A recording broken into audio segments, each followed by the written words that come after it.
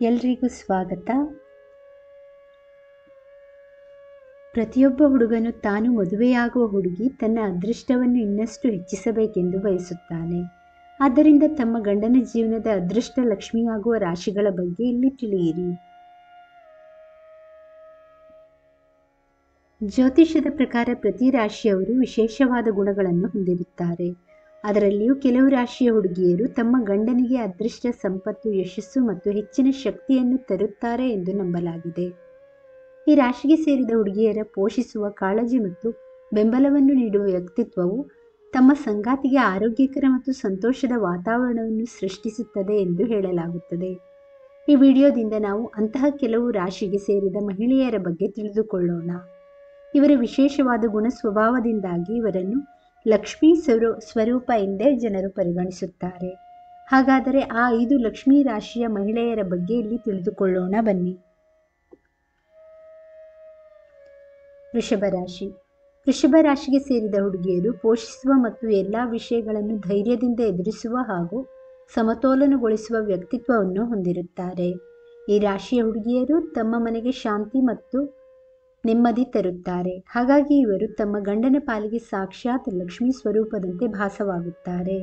ವೃಷಭ ರಾಶಿಯು 12 ರಾಶಿಚಕ್ರ ಚಿಹ್ನೆಗಳಲ್ಲಿ 2ನೇ ರಾಶಿಯಾಗಿದ್ದು, ಇವರು ಸುಂದರ ಮತ್ತು ಸದ್ಗುಣಶೀಲರು ಹಾಗೂ ಬುದ್ಧಿವಂತರಾಗಿರುತ್ತಾರೆ.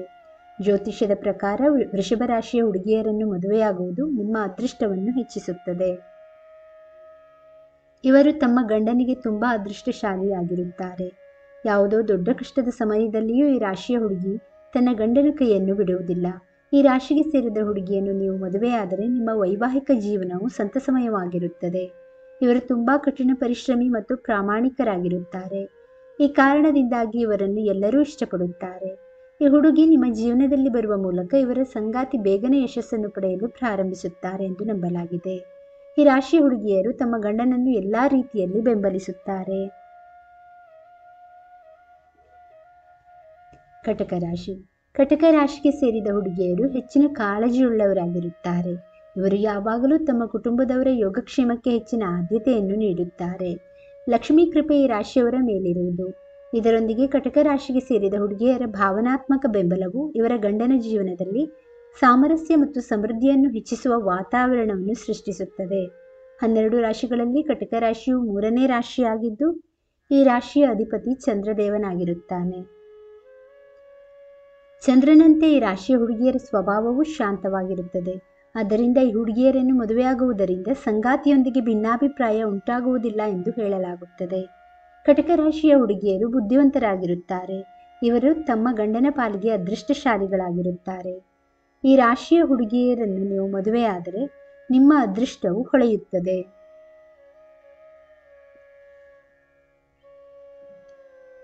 ಕನ್ಯಾ ರಾಶಿ.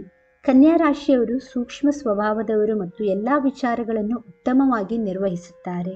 ಕನ್ಯಾ ರಾಶಿಯ ಮಹಿಳೆಯರು ತಮ್ಮ ಮನೆಯಲ್ಲಿ ಎಲ್ಲವೂ ಉತ್ತಮವಾಗಿ ನಡೆಯುವಂತೆ ನೋಡಿಕೊಳ್ಳುತ್ತಾರೆ. ವಿವರಗಳಿಗೆ ಗಮನ ಕೊಡುವ ಇವರ ಸ್ವಭಾವವು ಈ ರಾಶಿಯವರ ಆರ್ಥಿಕ ಸ್ಥಿರತೆ ಮತ್ತು ಬೆಳವಣಿಗೆಯನ್ನು ಕಾಪಾಡಿಕೊಳ್ಳಲು ಸಹಾಯ ಮಾಡುತ್ತದೆ. ಕನ್ಯಾ ರಾಶಿಯ ಮಹಿಳೆಯರ ಗುಣಗಳು ಲಕ್ಷ್ಮೀ ದೇವಿಯನ್ನು ಪ್ರತಿಬಿಂಬಿಸುತ್ತದೆ.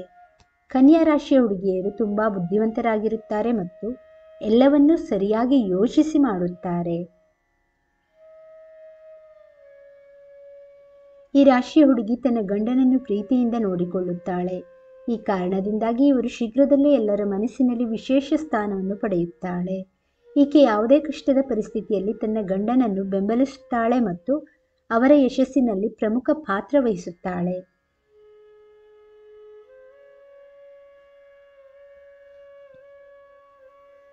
ತುಲಾರಾಶಿ.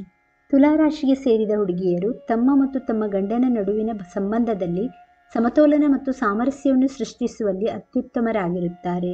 ಈ ರಾಶಿಗೆ ಸೇರಿದ ಹುಡುಗಿಯರ ಉತ್ತಮ ಸ್ವಭಾವ ಮತ್ತು ಶಾಂತಿಯುತ ಮಾತು ಇವರ ಗಂಡನ ಸಮೃದ್ಧಿಗೆ ವಿಶೇಷವಾದ ಕೊಡುಗೆಯನ್ನು ನೀಡುತ್ತದೆ. ಹಾಗಾಗಿ ತುಲಾರಾಶಿಗೆ ಸೇರಿದ ಹುಡುಗಿಯರು ತಮ್ಮ ಗಂಡನ ಪಾಲಿಗೆ ಸಾಕ್ಷಾತ್ ಮಹಾಲಕ್ಷ್ಮಿಯಾಗಿರುತ್ತಾಳೆ.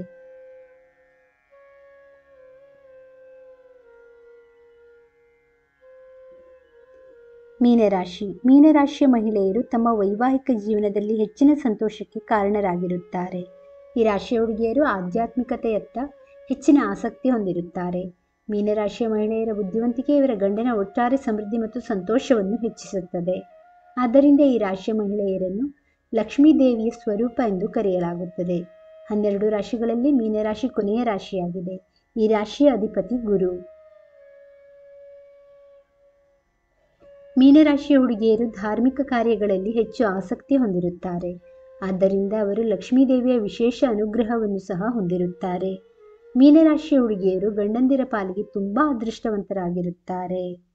ಮೀನರಾಶಿಯ ಮಹಿಳೆ ತನ್ನ ಗಂಡನೊಂದಿಗೆ ಸಂತೋಷದ ವೈವಾಹಿಕ ಜೀವನವನ್ನು ನಡೆಸುತ್ತಾಳೆ. ವೀಕ್ಷಕರೇ, ಈ ಮಾಹಿತಿ ಇಷ್ಟವಾದಲ್ಲಿ ದಯವಿಟ್ಟು ವಿಡಿಯೋವನ್ನು ಲೈಕ್ ಮಾಡಿ, ಚಾನಲನ್ನು ಸಬ್ಸ್ಕ್ರೈಬ್ ಮಾಡಿ. ಕೇಳಿದ್ದಕ್ಕಾಗಿ ಧನ್ಯವಾದಗಳು. Thank you for watching. Please like, share, comment and subscribe to Aishwani.